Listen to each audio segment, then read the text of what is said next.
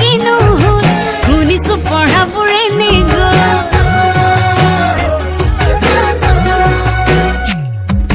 ধুনীয়া ল'ৰাটোৰ কিনো হ'ল ধুনীয়া হাঁহিটো কিনি গ'ল গধূলি গধূলি গিলাচত ডুবি শুনিছো সিও ইন্দ্ৰ হ'ল ঐ পঢ়া ভাল ল'ৰাটোৰ কিনো হ'ল শুনিছো পঢ়াবোৰে নিগল চিন্তা